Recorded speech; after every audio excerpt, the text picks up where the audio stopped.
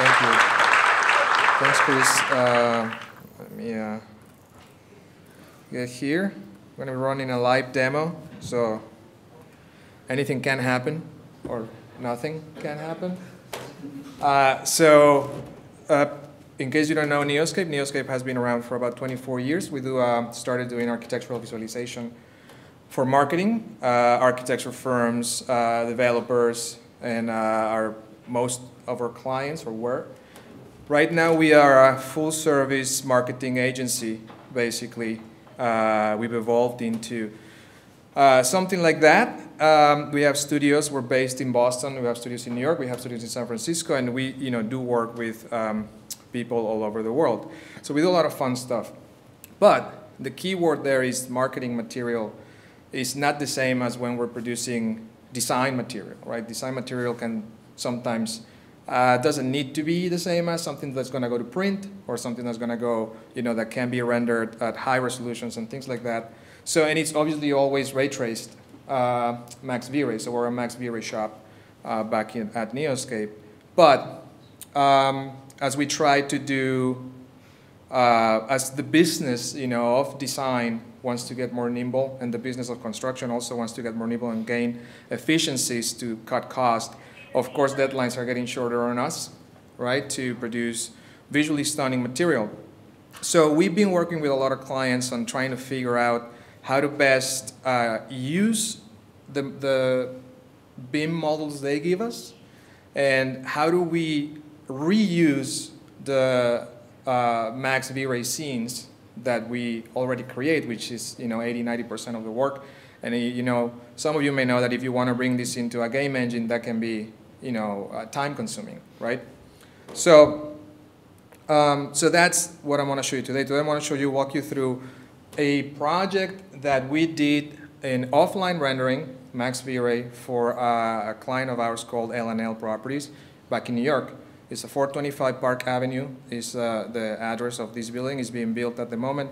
So we did a bunch of films and animations and all that. So I figured we need to put the real-time ray tracing to the test on a real data set we have and see how that performs, and if it's possible to do what we typically do, which is film and stills, animations, and make it acceptable plus is what I'm calling it, or marketing images that actually can be done in real time.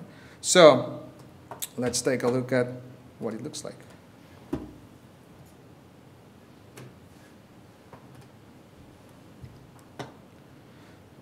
So this is the project. Let me just make sure that everything is, there you go.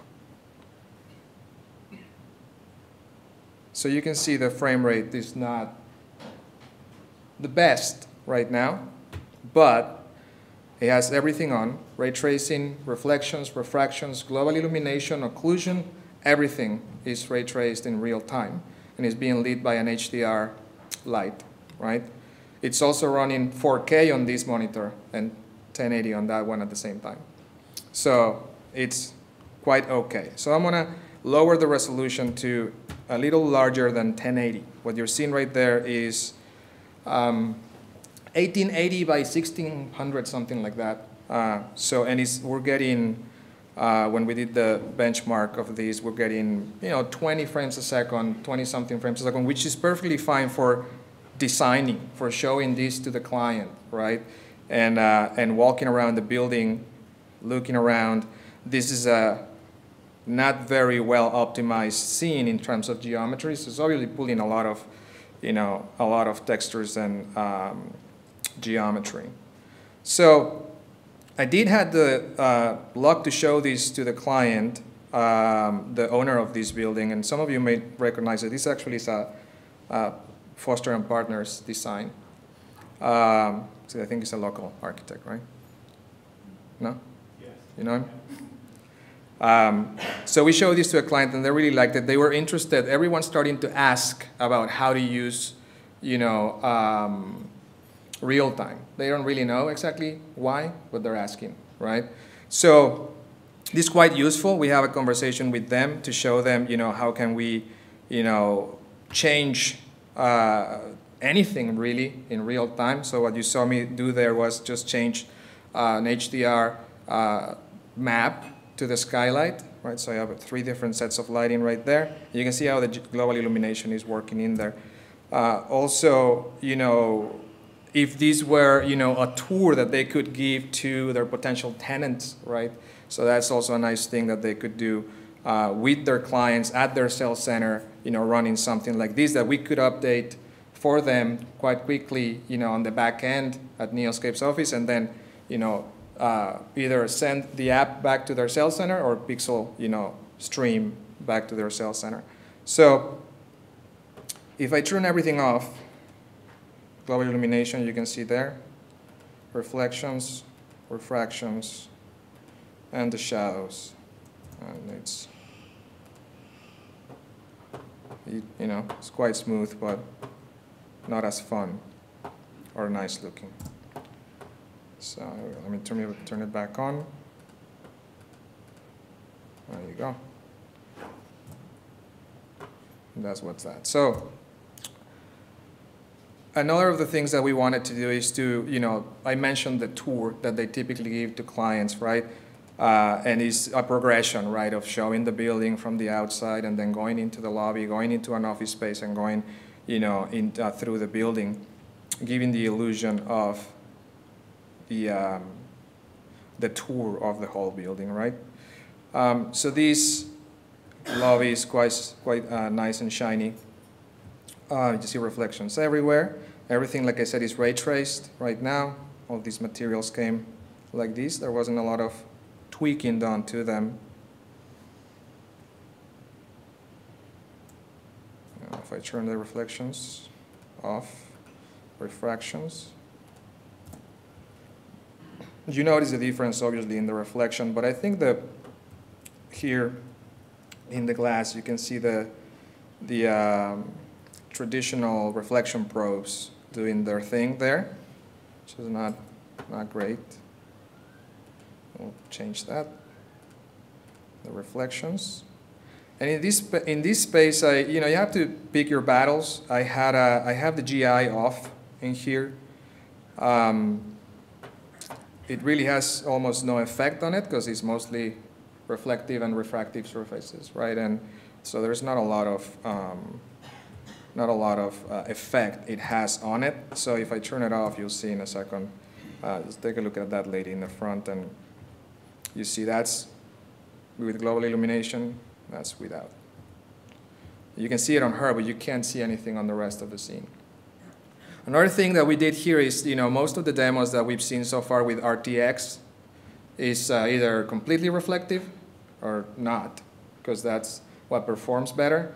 So in this case, you see that every single material here has a glossiness of some level, or if you're using a map, which makes it more complicated to ray trace. So that was kind of like the challenge that we wanted to put this to, quote unquote, to the test, right? To how far can we actually get it?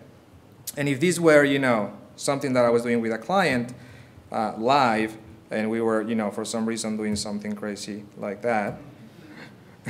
We did this because the lobby, they were having a hard time selling the idea of how tall this lobby was, right? And we floated a few ideas at Neoscape of maybe doing a Learjet in the back. It would fit, right, in the back wall, and things like that, something that the people that would make a decision to rent here would relate to.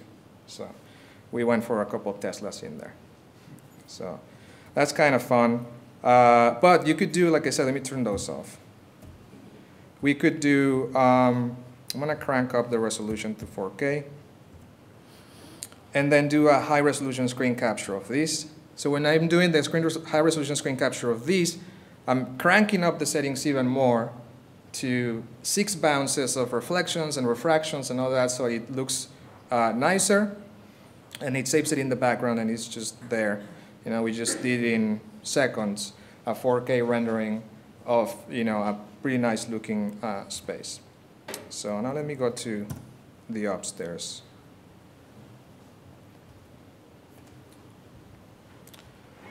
So this was the real test, in my opinion. a space with plenty of objects, not really that optimized, and yes, some of them are instances and all that, but there's a lot in this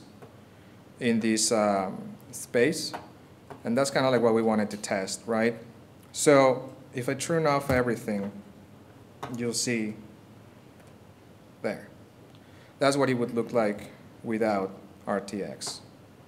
It's not terrible, it's not bad, but if I turn off the refractions, you can see there in the glass. If I move the sun, and you can see a change in the glass as well. That's quite useful for our clients when they're designing, right? And obviously, I'm just moving a light right here, but you can literally move anything, right, if you wanted to, not in this particular demo. Reflections, that's the difference there, and more importantly, global illumination, what really makes the difference there.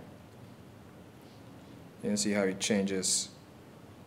It's a pretty decent first implementation of global illumination in real time, right? And that's the real trick. The guys, at Epic did a pretty good job. You can see the denoiser and all that kicking in there.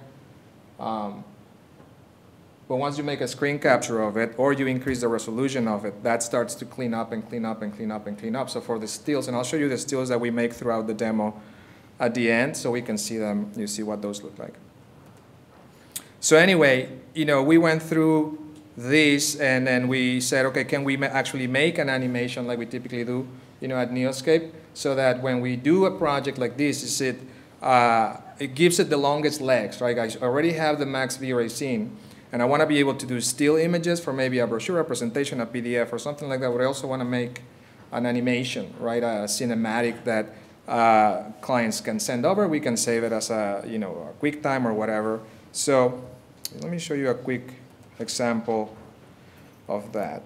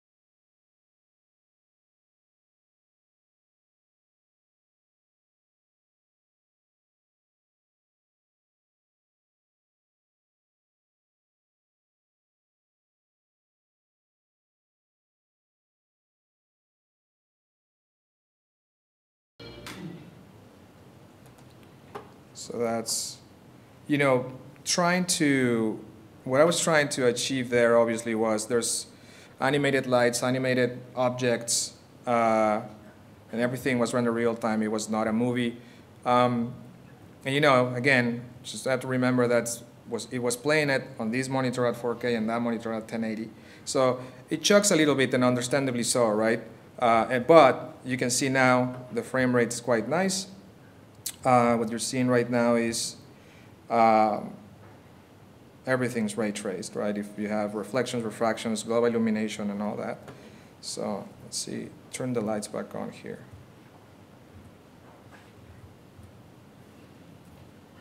There you go. You see what I meant earlier. You have a lot of lights. These, when you turn them on, it starts to perform a little less than what you want it to perform versus when they're all on. And so what's nice about this, obviously, is you're going through with your client through the whole project. You're reviewing it. You can check all the materials. You can check all the lighting. You can tweak the lighting. You can tweak materials. You can, for us, do an animation live. Start to get an editor into something like Unreal and start tweaking, moving the cameras, changing the exposure. You have, I threw everything at it. You saw it has depth of field, motion blur, everything on it, and it's performing quite reasonable for the first implementation of ray tracing and the RTX, on Unreal Engine. So let's see, change the resolution here of these just to make a screen capture so we can look at it later. And you see you can go, and I intentionally did lower the pixel count on the demo so you can move around, and you do that with clients, right? When you lower the pixel count, you can move around, you change things, and then you go back to 4K, and you can see it sharper like you're seeing it right there, and we can make a high resolution screen capture of that.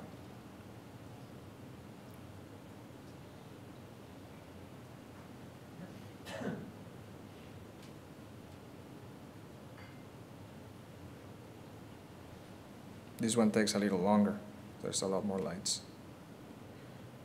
There you go. Let me just lower the resolution again. And so it's nice to see all of these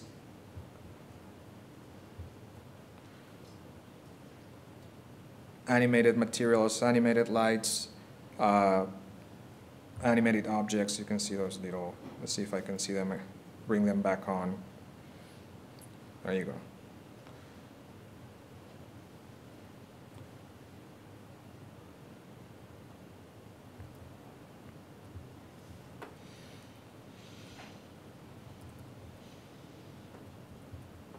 So how would this look like? Let's see. Let's turn off all the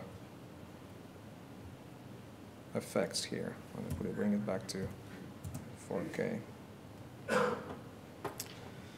Let's see. Global illumination off. That's that. Reflections. Refractions. Ambient occlusion. Off. So that's what this would look like. It's not, again, not terrible, not bad, but you can start to see, it falls apart on the refractions right there on the basketball board. The glass, you see some reflections that make no sense. And there's no bouncing of the light anywhere there. Let's turn it back on.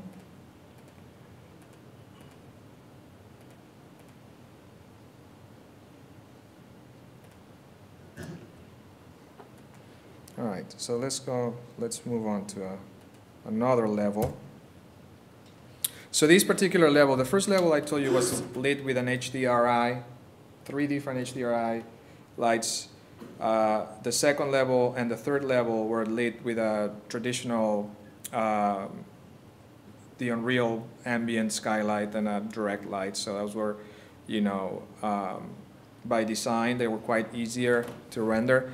This one is only lit by an HDRI scene.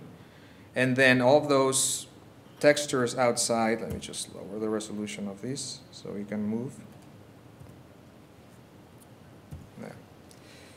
It's basically those are photos we took obviously out the window, right? So it's lit by just those textures, if you will, this space. So one of the things that clients want to do that I, very quickly implemented in here just for demonstrations purposes is changing materials. As we want to change the materials, see how it changes the look and feel of the scene. This is obviously a very kind of silly and dramatic change that we have in there, but you can see all of that change everywhere versus if we were to, let's look at it there. You can see right there if I change the material again. You see that change right there. So it's quite, quite useful for clients. And also, remember again, everything is being ray traced right now in real time. And you can have lights. Obviously the performance is suffering, again, to me, this is perfectly understandable, perfectly fine. We're not in a video game, right? We're designing, or we're trying to create or discover ways in which we can create images that can become a marketing material for our clients, right? So it's quite useful. So we think of this as a way of, we have two options now. We are giving it longer legs to the product that we create. We have our max V-Ray scene. And we can go offline rendering if we had the time and our clients had the patience, right? With mostly when we do marketing for real estate developers. Or we have this route when we have, some of our friends like from KPF, or, they have a competition going on and we have a data set that they have to keep updating and updating and updating. And we can keep doing this as we create the animations and the images and all that. And sometimes this may be just enough. So we want to kind of to test this, in that way. Can this be, like a lot of people say, just enough? Plus, it looks great and it can have that, same, marketing look and feel. I think it can, and very soon we're going to be able to do that. And this is running on a laptop.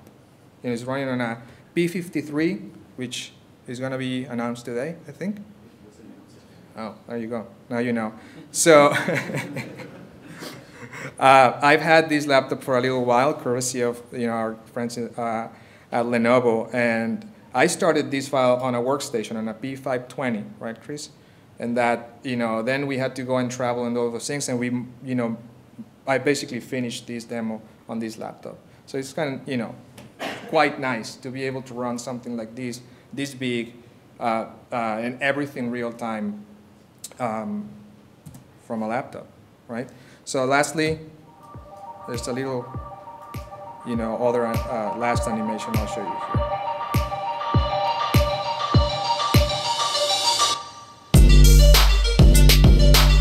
So you can change everything real time as well here. I'm changing the lighting.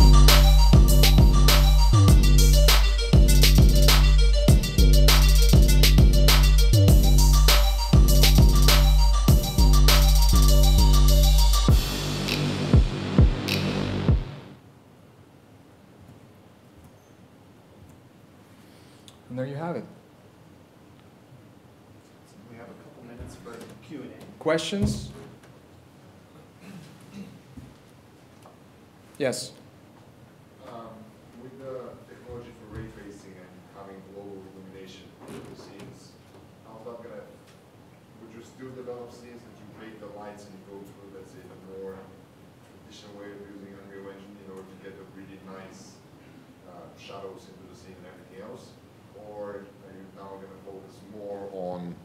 Oh, sorry. Yeah. So yeah, basically my question is: are you going to double down on real-time ray tracing and global illumination, or do you still think that you have to go through the process of baking the light into your scenes as well? So how does this affect your workflow, or is baking the light something that you weren't really doing in the past, and now this allows for getting similar level of quality without spending the time on UV mapping and so on? I think you choose your battles, like I mentioned earlier, right? I'd rather not light bake because it makes the file humongously, unreasonably big. This is not that big, and this has nothing baked. Yeah. So, I mean, when I left the camera there, you're seeing a 4K, a real-time 4K image right there with global illumination. So, is it perfect? No, but it's pretty damn good, right? So I'm sure it's gonna get there. It's gonna get there very soon. And I have hybrids. I have a light baked, with ray traced reflections, but it's a matter of what you need it for, right? If this was something that we're changing on a daily basis, I don't want to bake anything. And it does happen that we have to change things on a daily basis. There's another question in the back. Oh, behind you. There you go. What is the amount of polygon that you have used on these scenes? And what is have you got it way too far? For how many millions of polygons? I honestly don't know exactly. I can tell you that it's millions of polygons, like tens of millions of polygons per scene. Those vehicles were, everything pretty much is not optimized. There were V-Ray proxies. Some of them I did optimize, but they were still, you know, millions of polygons. It's not a problem. The only thing that we did do to optimize this whole thing was in the office space where you have all the desks. We just made sure that those were instances, and that's it.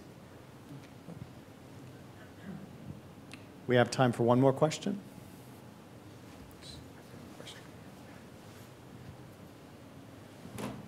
Hi, great presentation, thanks. You took a couple of stills as you were doing it. I wondered, does the GI resolve on those? Yeah, let me show you those.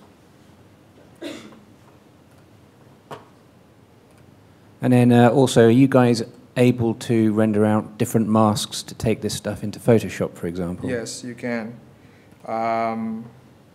So I've done these. Some of these I did right now, and some of these I've done previously. But this is before after. But that's what this looks like. That's a 4K image. That's before after. Same thing. So that's space that's the one that we just did basically. That's the lobby.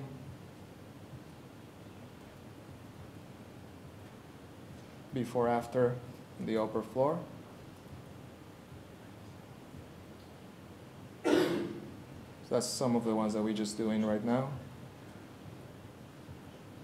So yeah, I mean, you can do in a matter of minutes as many renderings as you want. You know, you have a presentation with a very important client tomorrow, and we have these, you know, for our clients, we can put together a pretty decent presentation for them. Thank you.